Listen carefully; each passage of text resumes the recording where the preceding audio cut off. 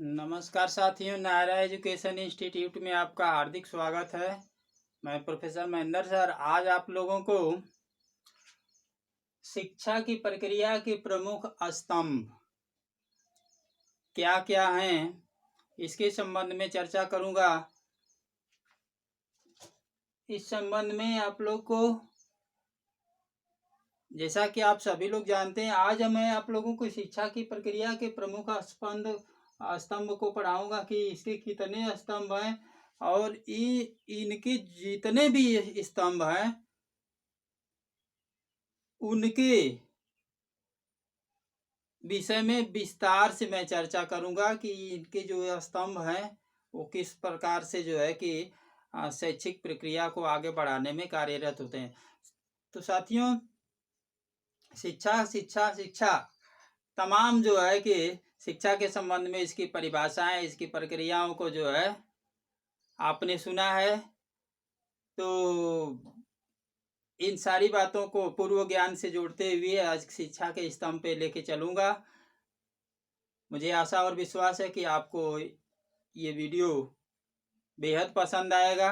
साथियों, इन सारी बातों को बताने से पहले मैं चाहूँगा, प्लीज़ जो भी साथी, भाई बहन, मित्र मंडली पहली बार मेरा वीडियो को देख रहे हैं, नायरा एजुकेशन इंस्टीट्यूट को लाइक व सब्सक्राइब कर दें और साथ में बेल आइकन भी दबाना न भूलें, क्योंकि बेल आइकन दबा देने से आपको मेरे द्वारा दिए गए हर एक वीडियो का नोटिफिकेशन समय समय पे आपको मिलता रहेगा और आपके ज्ञान में निरंतर वृद्धि होती रहेगी। तो साथियों, आइए ज़्यादा देर न करते हुए शिक्षा की प्रक्रिया के प्रमुख स्तंभ को हम आपको शेयर करते हैं।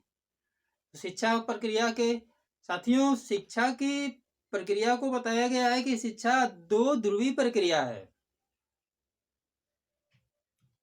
किसने कहा है? शिक्षा दो ध्रुवीय प्रक्रिया।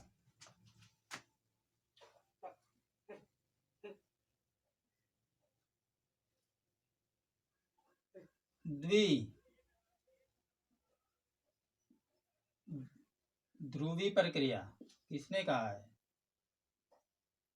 शिक्षा को द्विध्रुवीय प्रक्रिया किसने कहा है?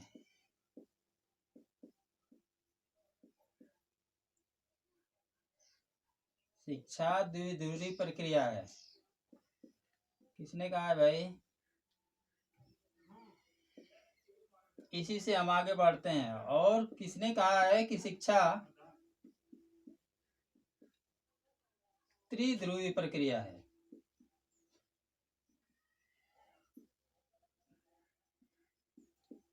शिक्षा त्रिध्रुवीय प्रक्रिया है। यहीं से हम आगे बढ़ते हैं।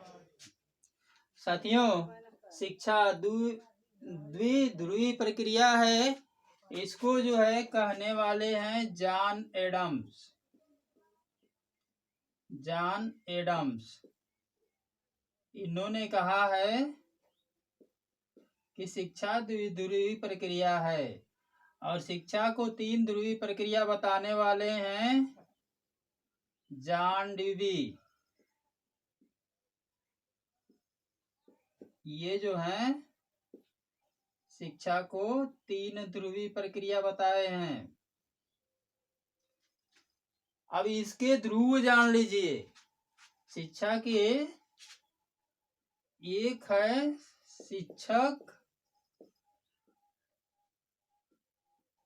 और दूसरा है शिक्षार्थी।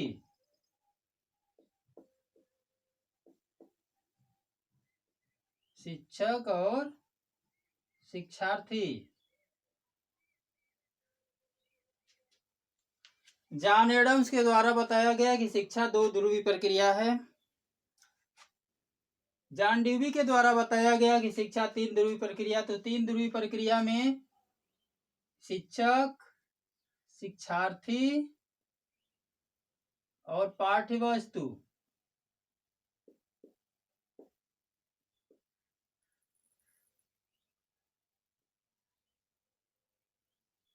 ये है साथियों।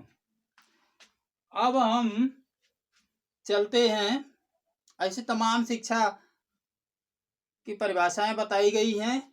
लेकिन अब हम सीधे चलते हैं, शिक्षा की प्रक्रिया के प्रमुख स्तंभ क्या क्या हैं, इन स्तंभों को जान लीजिए। तो साथियों, शिक्षा के जो प्रक्रिया के स्तंभ हैं, ये 3 स्तंभ बताए गए हैं। शिक्षा प्रक्रिया के जो प्रमुख स्तंभ हैं, ये तीन रूपों में बताए गए हैं। पहला जो है स्तंभ है शिक्षण का उद्देश्य।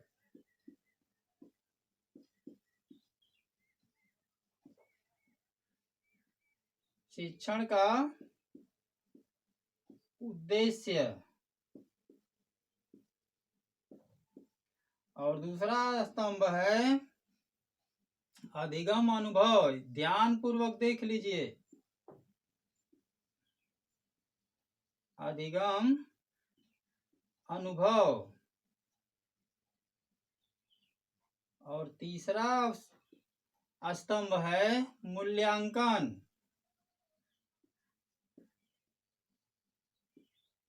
तीसरा स्तंभ है साथियों मूल्यांकन। अब हम इसको जो है बारी बारी से आप लोगों को समझा रहे हैं। इसको हम बारी बारी से समझा रहे हैं। पहला शिक्षण का उद्देश्य है, इस पर चलते हैं। इसके बाद जो है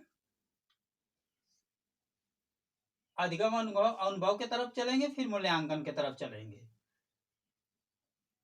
very very most important question, आपके ऑल कंपटीशन में, किसी भी कंपटीशन में आपसे पूछा जा सकता है। पहला इसका पार्ट है शिक्षण के उद्देश्य।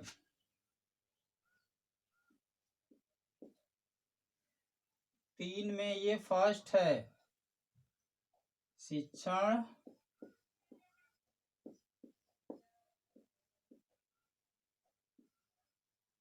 के उद्देश्य।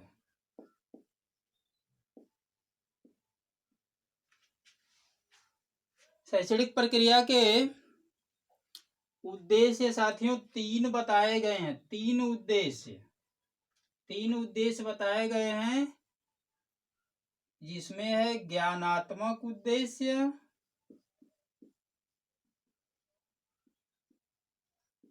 इसको जान लीजिए, ज्ञानात्मक उद्देश्य, भावात्मक उद्देश्य,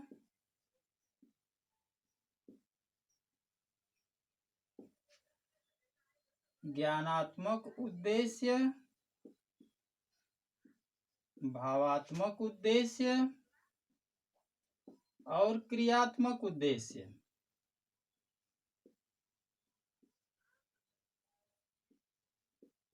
क्रियात्मक उद्देश्य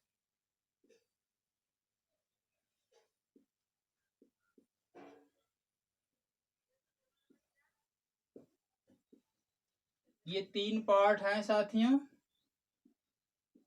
फर्स्ट, सेकेंड और ये थर्ड। अब ज्ञानात्मक उद्देश्य में क्या क्या है, भावात्मक उद्देश्य में क्या क्या है और क्रियात्मक उद्देश्य में क्या क्या है, अब इस पर हम चर्चा करते हैं। ज्ञान पक्ष से संबंधित जो भी उद्देश्य निर्धारित होते हैं शैक्षणिक प्रक्रिया में, ज्ञानात्मक उद्देश्य, भाव पक्ष से संबंधित जो भी उद्देश्य निश्चित होते हैं वो भावात्मक उद्देश्य, और क्रिया पक्ष से जो भी उद्देश्य निर्धारित होते हैं शैक्षणिक प्रक्रिया में वो क्रियात्मक उद्देश्य होते हैं। तो साथियों, ज्ञानात्मक उद्देश्य के अंतर्गत क्या आता है, इसको जान लीजिए। किस किस पर जो है ध्यान दिया जाता है, तो ज्ञानात्मक उद्देश्य पर जो है ज्ञान है, बोध है, ज्ञान है, बोध है, अनुप्रयोग है, ज्ञान, बोध, अनुप्रयोग, विश्लेषण है,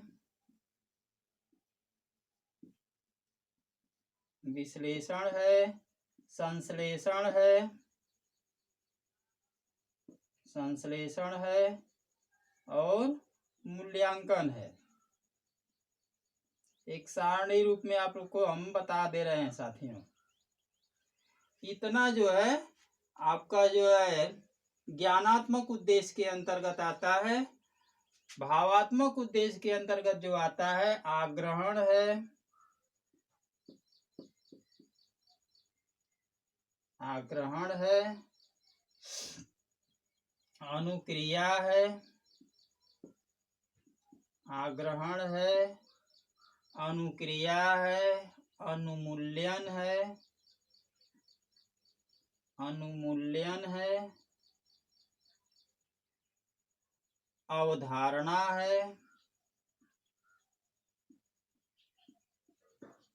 अवधारणा है, व्यवस्थापन है, व्यवस्थापन है, और साथियों चारित्रीकरण है, चरित्र से संबंधित चारित्रीकरण है। अब आ जाइए क्रियात्मक उद्देश्य के अंतर्गत क्या आता है। क्रियात्मक उद्देश्य के अंतर्गत आता है प्रत्यक्षीकरण है,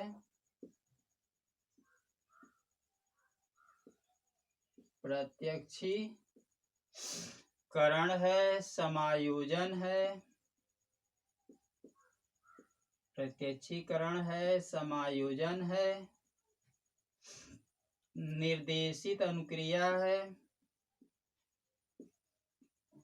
निर्देशित अनुक्रिया है, ये सब आता है। यंत्रीकरण है, निर्देशित अनुक्रिया है, यंत्रीकरण है, और साथियों जटिल प्रत्यक्ष, जटिल प्रत्यक्ष अनुक्रिया है।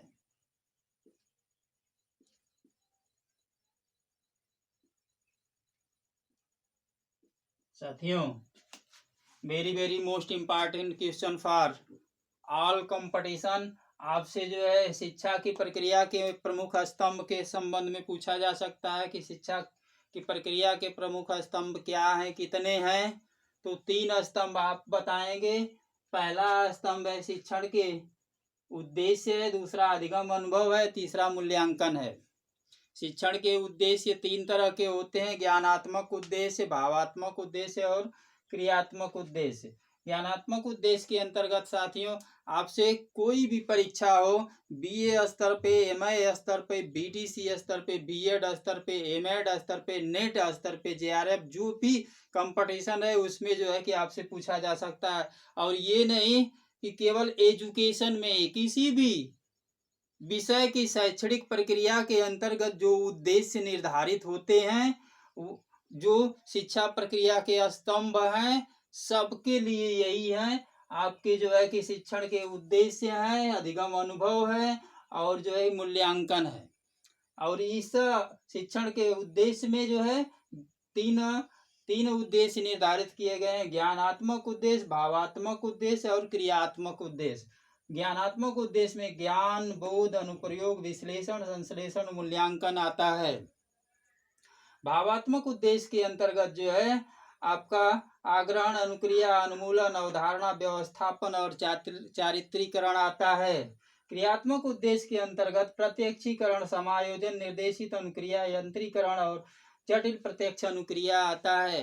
तो साथियों आपसे जो है कि परीक्षाओं में इस महत्वपूर्ण टॉपिक को जो है कि आप एकदम ध्यान पूर्वक पढ़ लें, समझ लें, अपना नोट्स बना लें और वीडियो को अंत तक देखते रहें। अब हम दूसरे पार्ट के तरफ चलते हैं, अधिगम अनुभव। ये कितने प्रकार का होता है, अधिगम अनुभव को जान लीजिए, फिर मूल्यांकन के तरफ चलते हैं। तो अधिगम अनुभव भी साथियों 3 तरह का होता है। अधिगम अनुभव भी 3 प्रकार का होता है, जान लीजिए। वो कौन कौन सा होता है? ज्ञानात्मक अनुभव, अधिगम अनुभव, ज्ञानात्मक अनुभव, अधिगम अनुभव और भावात्मक अनुभव, अधिगम अनुभव और क्रियात्मक अधिगम अनुभव। ये जो है 3 तरह से ये भी होता है अधिगम अनुभव।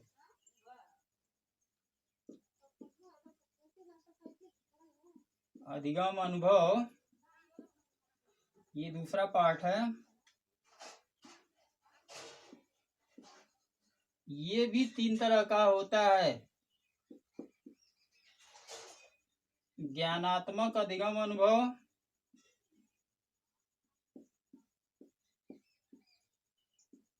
ज्ञानात्मक अधिगम अनुभव, भावात्मक अधिगम अनुभव और क्रियात्मक अधिगम अनुभव।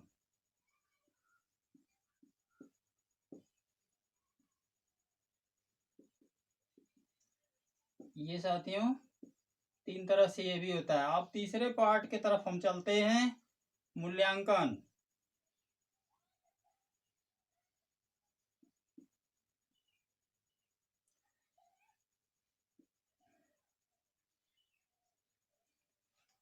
मूल्य की माप करना, मूल्य को आंकना, ये मूल्यांकन कहलाता है। मूल्यांकन साथियों सदैव उद्देश्य से संबंधित होता है। एक शिक्षक के लिए मूल्यांकन का उद्देश्य छात्रों का सर्वांगीण विकास करना होता है और वह सदैव इस बात का ध्यान रखता है कि शिक्षक के द्वारा पढ़ाई गई पाठ्य वस्तु को बालक ने कितना सीखा है और बालक के द्वारा कितना सीखा जाना चाहिए, इसके लिए मूल्यांकन कार्य किया जाता है। तो साथियों अगर बालक ने शिक्षक के द्वारा पढ़ाई गई पाठ्य वस्तु का ज्ञान जो है उसको बोधगम्य हो जाता है, उसके व्यवहार में वांछित परिवर्तन देखने को मिलता है, शिक्षक को इस बात की जानकारी हो गई है कि वह उसके लिए पर्याप्त है, तब तो उसके उद्देश्य की प्राप्ति हो गई। और नहीं तो कितना सीखा, अभी कितना सीखा जाना चाहिए, अगर वांछित नहीं है तो अगले दिन की शिक्षण प्रक्रिया जो शिक्षक करने के लिए आता है, उस शिक्षण प्रक्रिया के लिए वह अपने शिक्षण सूत्र, शिक्षण कौशल, शिक्षण सिद्धांत, नियम, तकनीक, ये सारे को जो है कि परिवर्तित करते हुए इस रूप में बालक के समक्ष आकर के कक्षा कक्ष में पढ़ाता है कि बालक को अधिकतम ज्ञान की प्राप्ति हो सके और उसके व्यवहार में वांछित परिवर्तन लाया जा सके। तो साथियों आज के वीडियो में बस यहीं तक। अगले वीडियो के साथ हम जल्द ही आपके समक्ष प्रस्तुत होंगे। तब तक के लिए साथियों नमस्कार, जय हिंद।